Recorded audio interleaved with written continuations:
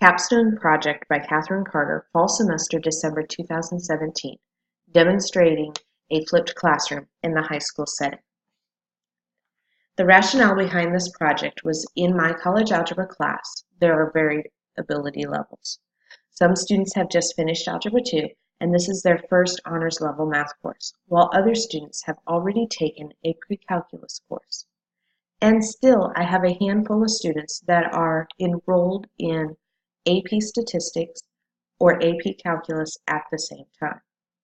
This makes the task of engaging students very difficult and challenging.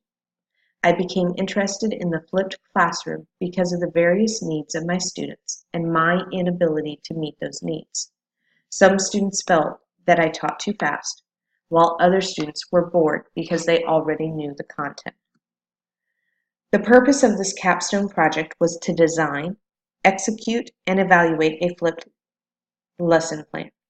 I am changing the classroom from a teacher-centered class to a teacher-facilitated class. The purpose is to determine whether the performance of college algebra students improves when engaged in a flipped classroom for the application of variation to real-world situations. As discussed in putting structure to a flipped classroom using team-based learning, I had to set the expectations for the class in a flipped environment. Students have an understanding for watching a video, but the teacher must establish how to interact with the video. Otherwise, the students will passively watch the videos, but not engage to learn the content. In the traditional lecture, students often try to capture what is being said at the instant the speaker says it. By contrast, the use of video and other pre-recorded media puts lectures under the control of the students. They can watch, rewind, and fast forward as needed, as stated in EDUCAUSE Learning Initiative 2012. According to the article of a flipped classroom approach by Ozadamali and Asikasoya, the teacher is not the center of the class, but a student-centered class is in question and the teacher is in the class as a guide. A student transforms from a passive receiver of knowledge to an active promoter of knowledge. According to Diane Clement in the flipped classroom, there is more than one model of a flipped classroom around now, says Hayes, a digital technologies facilitator at the University of Waikato. But one thing it is not is Khan Academy videos. Research has shown that students identify with clips of their own teachers. Devoting class time to the application of concepts might give instructors a better opportunity to detect the errors in thinking. Collaborative projects can encourage social interaction among students, making it easier to learn from one another, stated in EDUCAUSE Learning Initiative 2012. These skills will help prepare my students for life outside of the classroom. The students must know how to work collaboratively and communicate with each other. This environment of a flipped classroom encourages those skills. As discussed with Dr. Freeberg in Professional Seminar, I noticed that in a traditional classroom, the teacher prepares the lessons, examples, and assignments to complete. The teacher anticipates the questions that students will have over the process. The teacher is in control of the pace, the information, and the classroom learning. In a teacher-centered lesson, I would expect that the average teacher spends 30% of their time in pre-planning stage, 40% in active planning, 20% in ongoing planning, and 10% in post-planning. However, in the flipped classroom, the time would be adjusted that is spent on each planning stage. I would expect that the planning that would occur for a flipped classroom to weigh heavily on the active planning and ongoing planning stages of a lesson cycle. I would also expect the post-planning stage to be more comprehensive of the experience. In the flipped classroom, the teacher prepares the lessons and videos. However, because it is in a video format, the student has control of the pace of the lesson. The student has the ability to slow the lesson down, repeat an example, or even fast forward the examples that are not needed because they already have an understanding of the knowledge.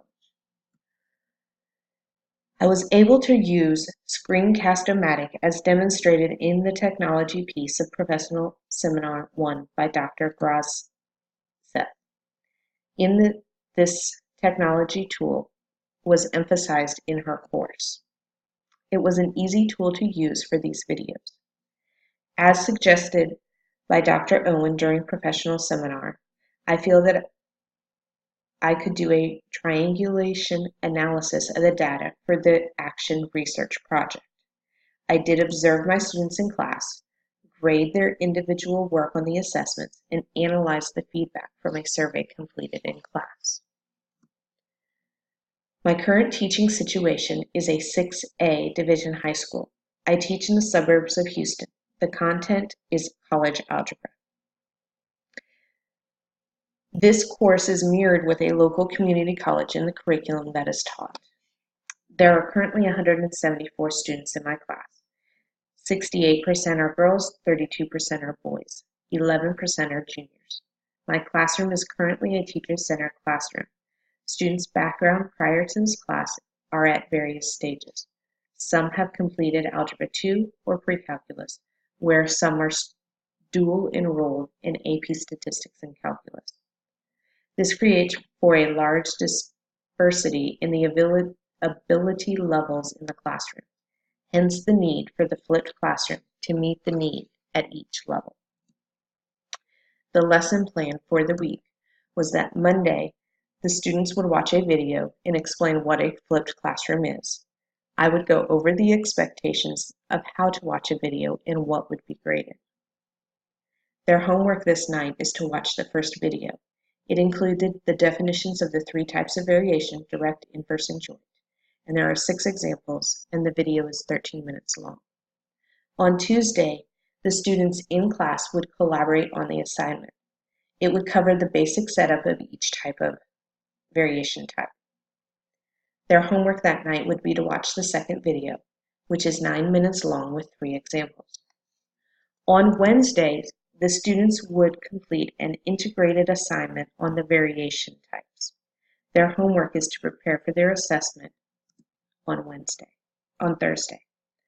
Thursday, the group would complete the assessment. The success will be measured by the homework, classwork completion, and group assessment scores, and the surveys completed by the students on Thursday. The lessons that I taught in the videos were the lessons I would have used in class. Some examples that were completed on the videos were what would be done in class. As suggested from a professor, when completing this research, I included a bonus feature to encourage students to watch and listen to the entire video. Those bonus features that were offered at the end of the videos for students that watched the whole video and listened. On day 1, as students entered the class, they high-fived the teacher and said, "Carter rocks." On day 2, they greeted the teacher as they entered the class with a British accent saying, "Hello," and a smiley face was placed in their notes. The highest average on the assessment was 99%. The lowest was a 96. Overall, the average in my classes was a 96.7. This is an improvement from the previous years. The participation on the assignments was much higher since it was completed in class. Surprisingly, the class with the highest average on the assessment had the most variance in answers on the survey completed in class. The survey was given after the assessment on Thursday. It was voluntary. 81% of my students took the survey, which is about 141 students. Those that did not take the survey were either absent, took the entire class period for the assessment, or chose not to participate. Questions that were asked is how many videos did you watch when it was assigned? On average, most students watched both videos. Question 3 was, did you take notes or just watch the videos? The participation in the note process was 67%.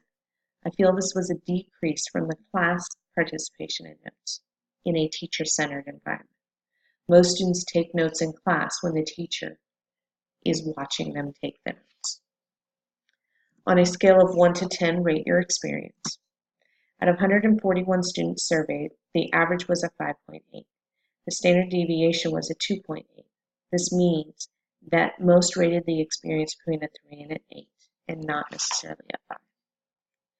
The first period had more variability in their responses to the survey. It does not surprise me because this class varies a lot in their ability levels. A third of the students are coming straight from Algebra 2, and a third of the students are from pre-calculus, and probably a third are close to AP Statistics and AP Calculus. The rest of the classes are about the same in standard deviation, so most results were about a 3 or an 8.